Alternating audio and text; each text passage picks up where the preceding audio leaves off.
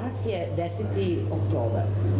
Sedimo u Beogradu sa veoma dragim gostom koji nam dolazi iz Malezije, sa šejkom Hoseinom, koji je poznat svetskoj javnosti kao jedan od najboljih poznavalaca islamske eskatologije danas u svetu. On je održao 2 predavanja u Belgradu, jedno je bilo u Akademiji nauka, a drugo je bilo u istorijama fakulteta tamo u Beogradu, i to predavanje je bilo veoma fascinantno i danas imamo izuzetnu čast i sjajnu priliku da možemo u direktnom razgovoru sa njim da mu postavimo nekoliko pitanja koja nas Srbe najviše interesuju.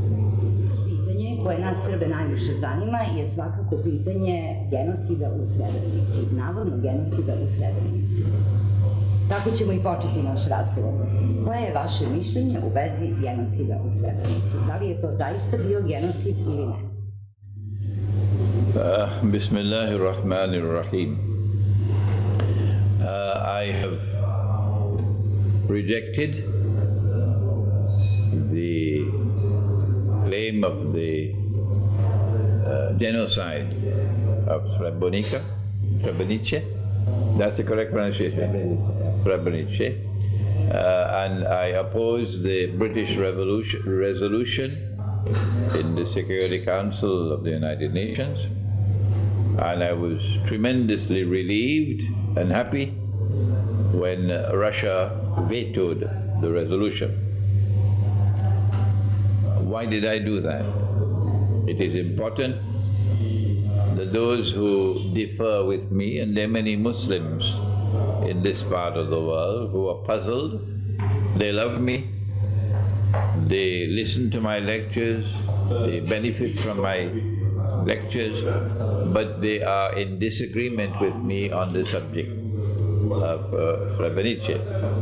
So it is important for them to listen carefully to what I have to say on the subject. What is the definition of a genocide? How do I define a genocide? A genocide would be an act of slaughtering and killing and exterminating a people in large numbers, which is done by a group collectively, in which all the members of a society or a group are in support of the effort of killing. An example of a genocide, I can give it easily. The example is in the United States of America.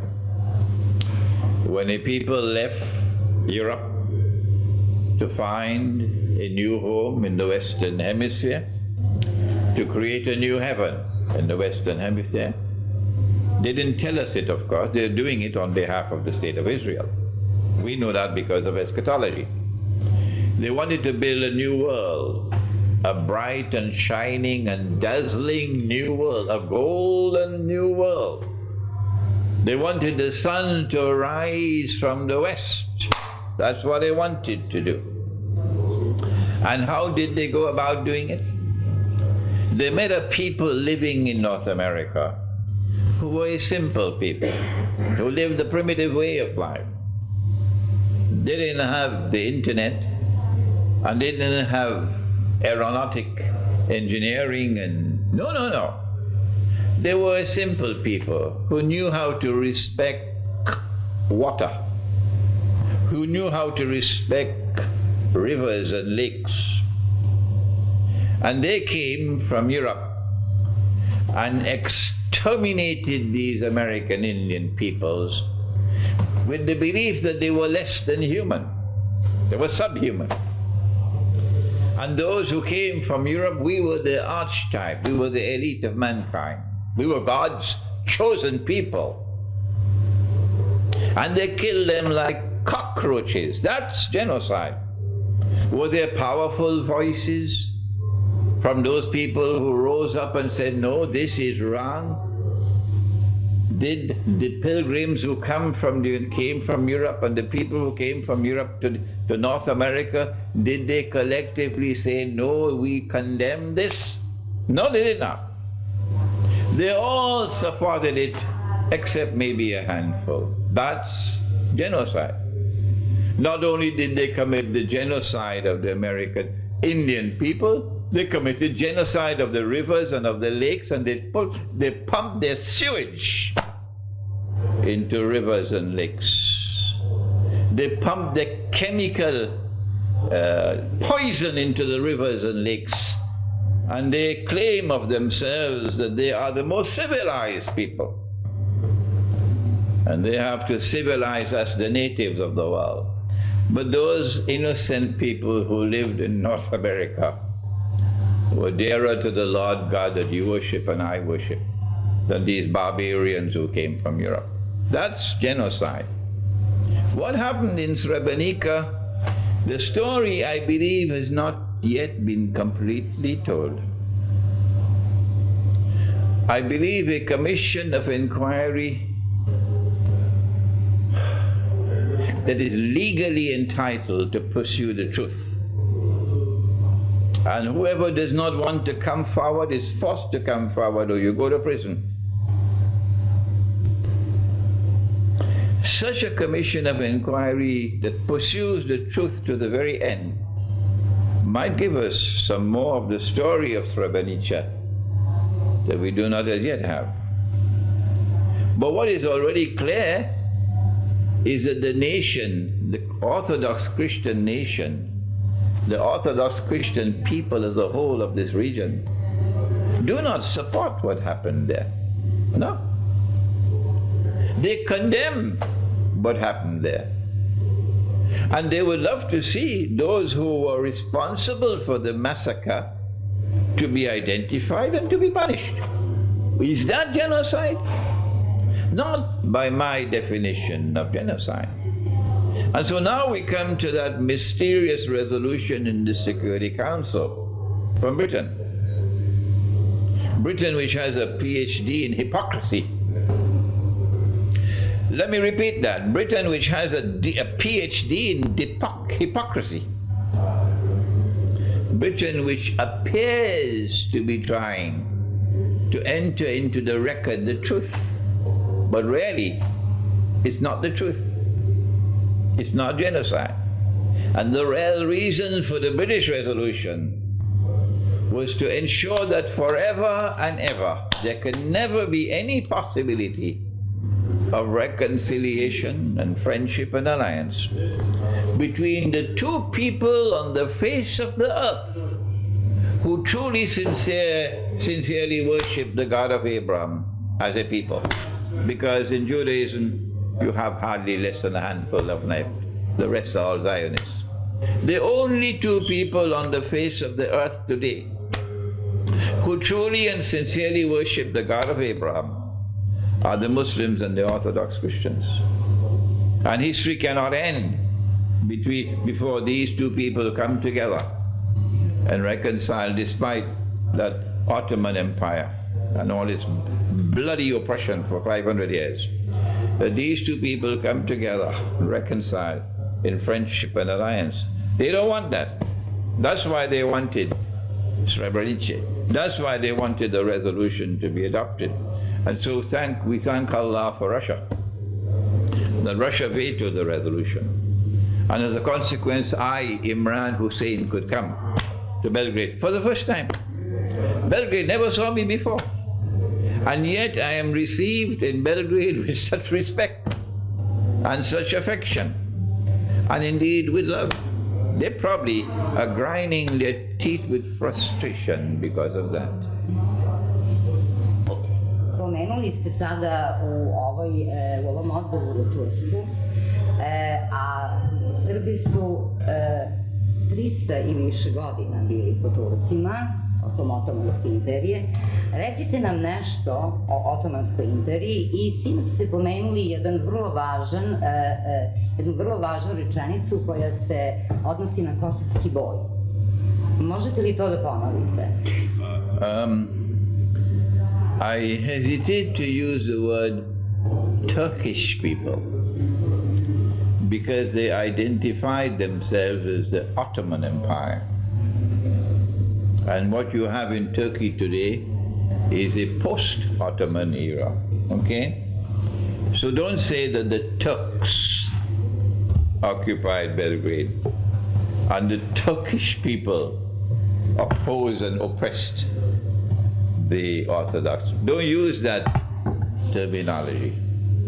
Rather use the correct terminology, that a mysterious force emerged out of the countryside. A force that was mysteriously empowered with a power which eventually was irresistible, and which then used that power to oppress. And this mysterious force had a PhD in deception, because it wanted to kill two birds with one stone. I mean, that is really bad, to kill a bird with a stone and to kill two with one stone. The first was to misrepresent Islam, to hijack Islam, and to give Islam a bad name amongst the Orthodox Christians. And the other was to mesmerize and brainwash the Muslim world into believing that this was the authentic expression of Islam. And to do that, it had to achieve what was impossible, and yet it did it. It had to take the caliphate, or khilafah, the leadership of the world of Islam, out of the Arab world and bring it to the heart of the Orthodox Christian world. That was the first bird they wanted to kill with the stone. The second one was to drive a dagger into the heart of Orthodox Christianity that will bleed and bleed and bleed forever.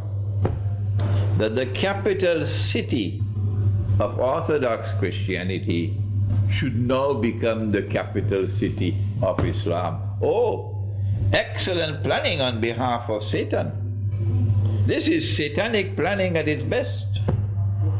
To get the capital city of the Orthodox Christian world to become the capital city of the world of Islam. You have to have the brains of a donkey not to be able to understand that there's something fishy here. I mean, I like to eat fish. It's nice food, so excuse the expression. Not only did they do that, the Ottoman Empire, they were able, with this mysterious power that was irresistible, to defeat the entire combination of Christian forces that could be mustered up to stop them at Kosovo. Once they had broken the back of the alliance of Christian forces at Kosovo, the rest was plain sailing. So Kosovo was the turning point, in my opinion. Kosovo was the turning point. So that the heart of every Orthodox Christian in this region would look at Kosovo and bleed, and bleed, and bleed. Because that's where the devil defeated us. And to make the Christian believe that who is it who achieved victory at Kosovo? It was Islam that achieved victory at Kosovo. Oh, you really have to be a good master of deception to get them to believe. That was Islam. No, it was not. Because true Islam, like true Christianity, like true Judaism, tolerates no oppression. No. Does not allow aggression. No. And the Ottoman Empire was an oppressor. Don't come to me with endless evidence that the Ottoman Empire did this which was good and that which was good and that which was good. Even Satan speaks the truth sometimes, doesn't he? Huh? So, my statement is that the Ottoman Empire was an oppressor. Full stop. I want you to challenge me and prove to me I'm wrong. The Ottoman Empire waged jihad against the Christians and was able to market this rubbish, this nonsense that Islam has ordained jihad against all Christians. That is rubbish with a capital R. But they were able to market that view. And the Muslims believed that this was indeed jihad. And if you die fighting the Christian, you'll go to heaven. That's the rubbish that came from the Ottoman Empire. And the Christians believed that they were fighting Islam. Where did the Ottoman Empire get this mysterious power from? And where did they get this finest expression of deception? They even deceived me. The only thing that saved me was eschatology. Otherwise, I was deceived by the Ottoman Empire as well. My answer comes from eschatology. And if you want to challenge me, you must come with your eschatology to challenge me. My answer is that this was Dajjal at work, the Antichrist, that it was the Antichrist that created the Ottoman Empire, and that the power that the Ottoman Empire had, which was irresistible, came to it from Gog and Magog. If you want to challenge me on Gog and Magog, then come and show me what have you done. What lectures have you delivered? What books have you written? Where is your scholarship on Gog and Magog for you to challenge me on Gog and Magog? I have worked on the subject. I have written a book on the subject. I have lectured on Gog and Magog for 20 years now. So before you come forward to challenge me, show me your thought on the subject. This is my answer to you. Postavit ću još jedno pitanje koje mislim da je značajno u ovom trenutku, jer pravoslavna Rusija u koju svi verujemo i kojoj se okrećemo u ovom trenutku borbe dobra i zla, je započela svoje akcije u Siriji protiv ove, rekla bih, veštačke tvorevine koju nazivaju ISIS. Kako vidite ulogu Irana, odnosno kako vidite, da kažemo, zajedničku borbu između Irana, Rusije i pre svega šiitskog dela islama u ovoj čitavoj stvari? So long as Iran was led by men like Mahmoud Ahmadinejad, I could speak confidently, clearly, that I know where Iran's heart was. Washington would never have negotiated in Geneva with a leader like Mahmoud Ahmadinejad. I don't think it is wise for me to pursue the discussion any further. You people can read between the lines and they can understand where I'm heading. The role of Russia, however, is something of paramount importance. From our eschatology, I have been pointing out that the Quran itself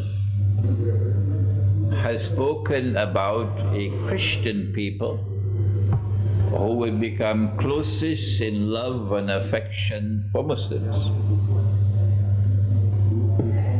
Whether Washington likes it or they don't, this will happen. It is star Bude Vici. What is to be will be.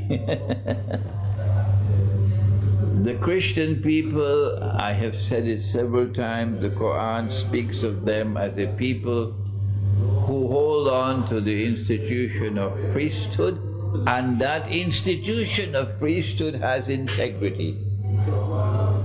The Quran is commending that institution of priesthood. These are not priests who are pedophiles. Secondly, that Christian people are holding on to the institution of monasticism. And thirdly, that they are not an arrogant people. I have provided in previous lectures adequate evidence to support my view that the Quran is referring to Orthodox Christianity. The Quran identifies Orthodox Christianity with the name Rome. And the Quran has an entire chapter entitled the chapter of Rome. And in that chapter, the Quran speaks so positively about Rome that it says that on that day when Rome was victorious, which is the Byzantine Empire, against the Persians, that you Muslims will celebrate that victory. This is in the Quran. That Orthodox Christian world, which is destined to become closest in love and affection to Muslims, and you could have seen the love and affection yesterday in the auditorium of the University of Belgrade. Yes, you could have seen it there. That love and affection of that Christian world, we have to now locate the leadership of that Christian world, and it is Russia. It is Russia historically. It is known as the Third Rome, after Constantinople was taken by Gog and Magog. Then Moscow became the Third Rome. And Russia is the most powerful state in the Orthodox Christian world. And so Russia is the natural leader of that world, which is going to be closest in love and affection to Muslims.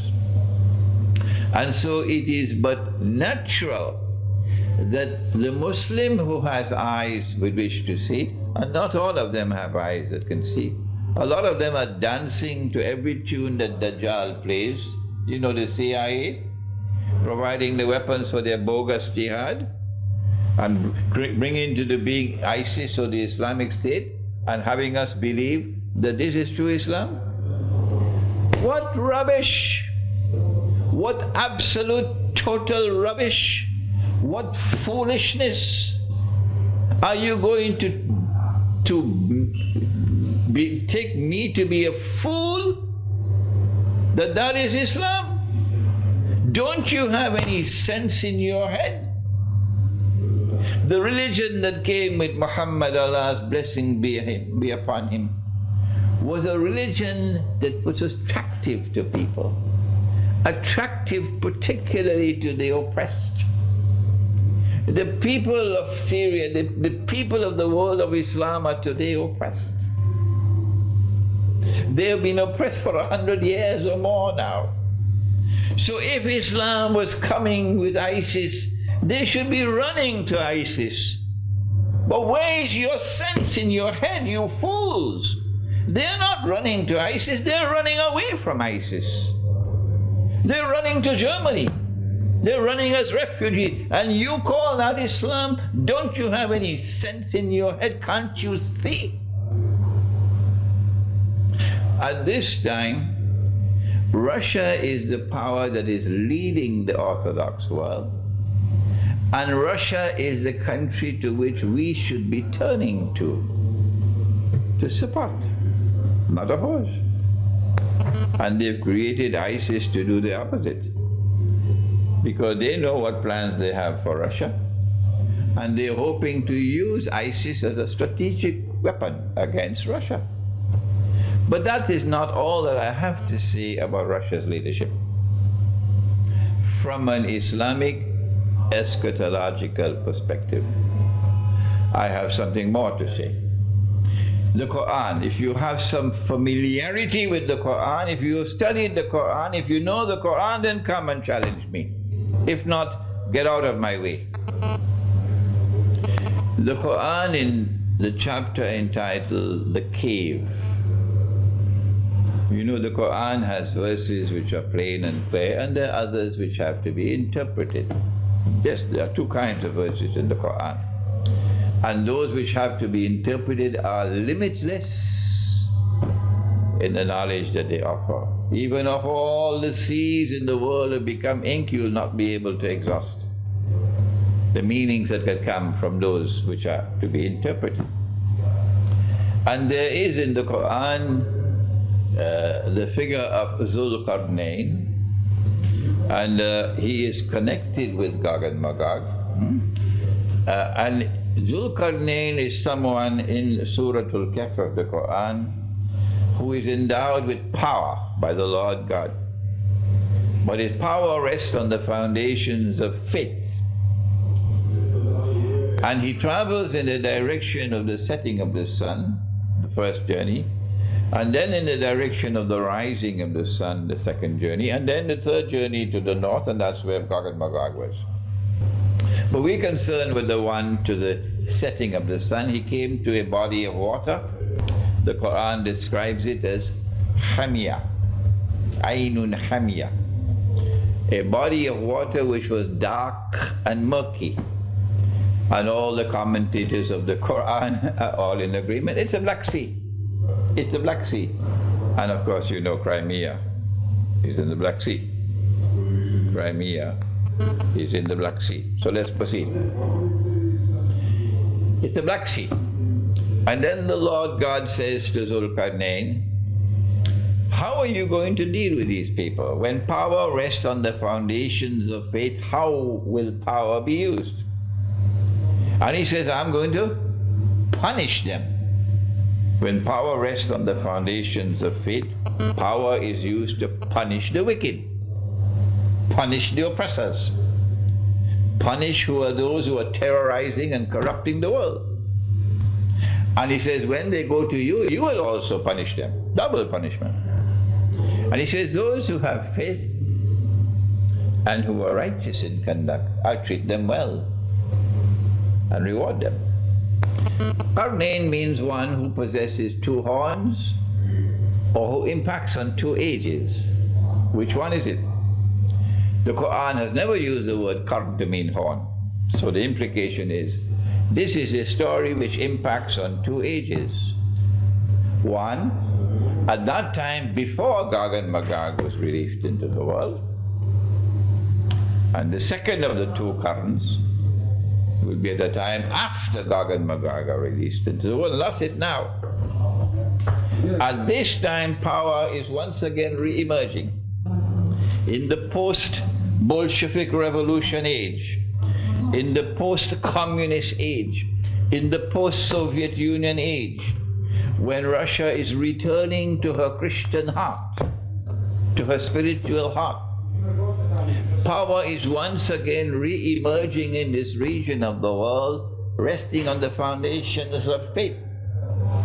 That is what Putin represents.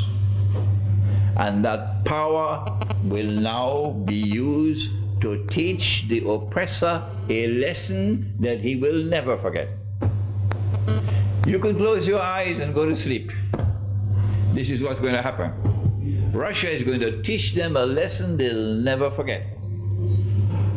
And we Christians and we Muslims, because you are my brothers, we're not afraid to die. They might be afraid to die. If millions and millions of us have to die in order to teach the oppressor a lesson, we don't mind dying. I think it will be difficult for them to give me a visa again to come back. Well, let's try. Let's see. Poslednjih meseci smo svedoci jednog užasnog talasa izbeglica koji dolaze sa Bliskog istoka Taj talas izbjeglica hrli prema Europi, oni prolaze kroz teritoriju Srbije također. To je nešto što nas veoma zabrinjava i voljeli bismo da nam kažete vaše mišljenje o tome. I have already identified one cause. The people are fleeing from terror. They are terrified. If that was Islam, represented by ISIS, they would be welcoming ISIS, and they'd be running to ISIS, and they'd be praying to God for ISIS to deliver them from oppression. But the opposite is happening. They're terrified by this bogus CIA-created Islamic State, and they're fleeing from it, which is enough for us to discredit the credentials, the bogus credentials of these people, that they represent anything connected with Islam. But there are other reasons why this exodus is taking place. Number two, I have spoken about the monetary system, which is bogus, it is fraudulent, it is haram from our language, haram, prohibited, and it is functioning as a suction pump. You have the machine that you use for the carpet, what's it called? Vacuum cleaner. It suctions in the dust. Similarly with this monetary system, it's functioning as a suction pump in a vacuum cleaner, sucking the wealth of mankind. And that wealth is flowing to the civilization created by Dajjal, the godless, oppressive, and decadent civilization created by the Antichrist, modern Western civilization, and Russia is not a part of it. No. Orthodox Christianity is not a part of Western civilization. The means of identifying the hand of Dajjal and Gog and Magog in modern Western civilization has now become apparent, clear. And that is that if you want your economy to prosper, if you want your money to remain stable and not to collapse, then you're going to have to enact legislation making it permissible, legal for a man to marry another man and get a marriage certificate. And if you resist us, your economy will collapse. If you resist us, we will destroy your money, and your money will become like Zimbabwe. That is the civilization out there, of Gog and Magog and of Dajjal. It has already succeeded in reducing most of the world to poverty, to abject poverty. And now the people are sinking into a state of destitution. And they can see that there is no way out, none. We are not only poor, we are permanently poor. Is that good economics? Is that a healthy and sound economic system which reduces most of the world to permanent poverty? And another part of the world is not only rich, it is rich forever and ever and ever, and constantly growing richer. So naturally, you don't need a PhD to understand why the exodus, why the river is flowing. The people can see there is no hope, none. And if you want to have bread, that's where it is. You got to go there. So once the refugee crisis opened a door, the refugee crisis from Syria, it opened the door and Afghanistan took hold of it. And the Afghans were fleeing Afghanistan to come here. And other people are now fleeing to come here. And there are people who are not Muslims, and they pretend to be Muslims to get through. We are refugees. Why? Because it doesn't matter whether you're Christian or Muslim or Jew or Hindu or Buddhist. You're still poor. And you're miserably poor. So if this analysis is correct, they have to do something to block the door. Because if they don't, this is going to become an ocean of mankind descending upon them, and they deserve it. But there's a third and a more sinister reason why they are happy that this flow is coming to them. On the one hand, it gives to the world the appearance that it legitimizes them. That people are coming to them, they're not going to Russia. So we are the good guys, to use their language. The other sinister reason is that they're preparing now for war. War on Russia, war on China. And to wage that war successfully, they need more than to win the war in the air, to win the war in the sea. They need to win the war on the land. And to win the war on the land, they need a lot of guinea pigs who will fight the war on their behalf. Like the Latin Americans who joined the US Armed Forces to get a green card. That's why we're there. We don't mind killing all the Iraqis, we get a green card. So all of these people going out there now, the elderly people can't go, they can't make the trek, no. But many of the women can't do it, so who are going? The young men are going. And when the young men go to Germany and to Belgium and say, guess what's going to happen to them? That's right, they're going to be in the armed forces fighting Russia. So this sinister reason, they're getting guinea pigs for the war that's coming.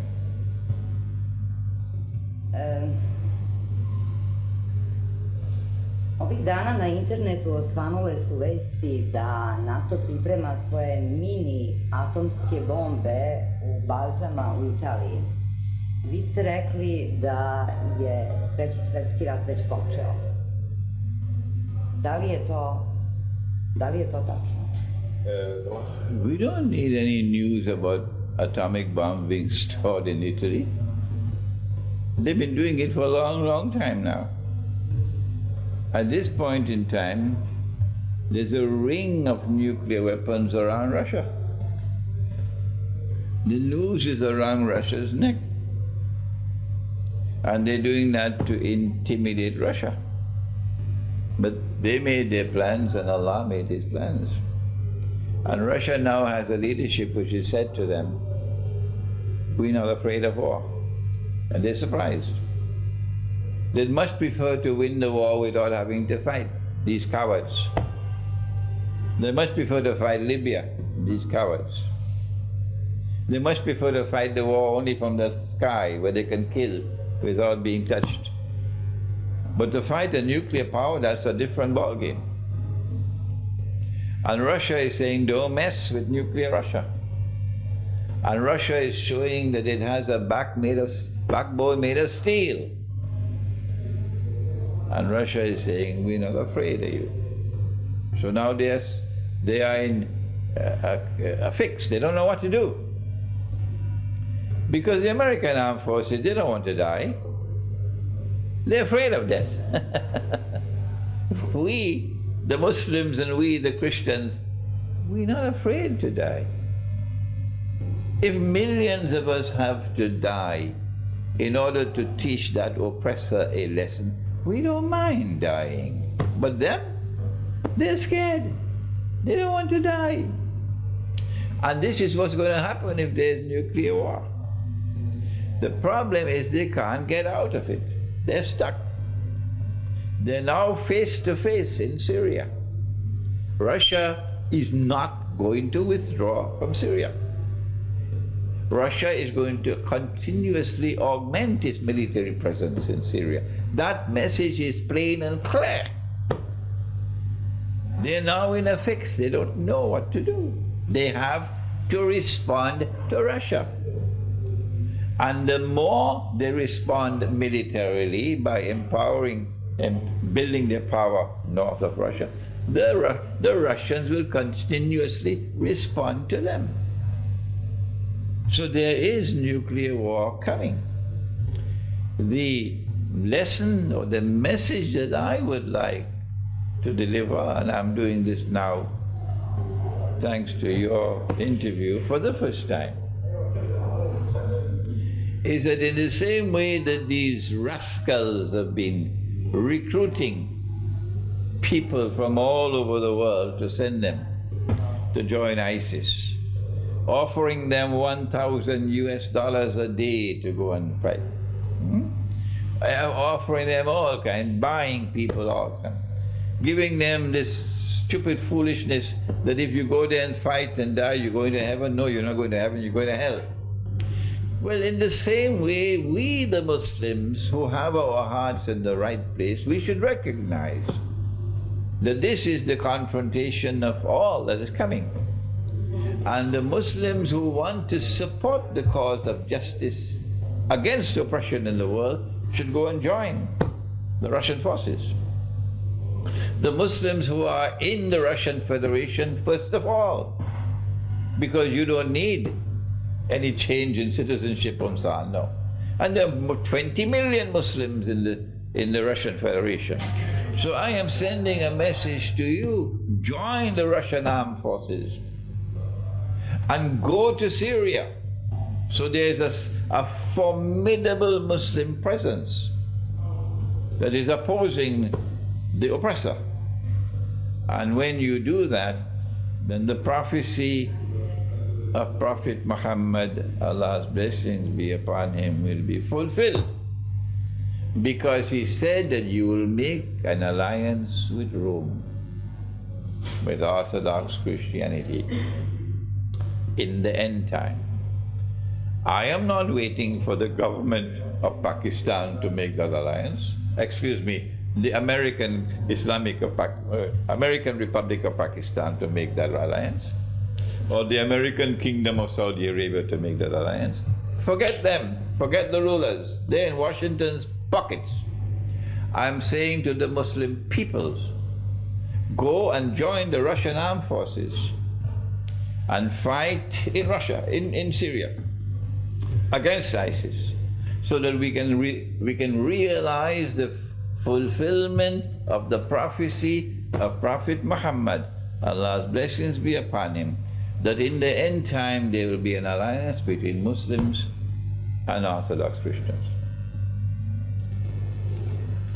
Samo da kažem završnu rečenicu i to je to. A few final words. Znam da ste prvi put u Beogradu. Žao mi je što je ovako kišno vreme i što nećete moći da posjetite recimo Vinču ili Lepenski vir. To su mesta odakle je potekla civilizacija pre 10.000 godina, pre 6.000 godina, odakle se civilizacija sa ovih prostora naših dunavskih širila u druge evropske predele, ali nadam se da ovo neće biti vaša prva poseta Srbiji, da ćete ponovo doći u Beograd, to je grad koji traje 1000 godina i odoleva svemu. Uvek ste dobrodošli i hvala vam na ovom razgovoru. Thank you very much. I met with the Mufti of Belgrade yesterday, and I will be meeting with the Patriarch of the Orthodox Church on Monday, and we are in negotiations for organizing something for next summer, which I think will excite you when you hear about it. It will be premature on my part to mention it now. But it will be something that will be bringing the Orthodox Christians and the Muslims closer to each other, and which will bring me back to Belgrade. Thank you. Inshallah. Thank you.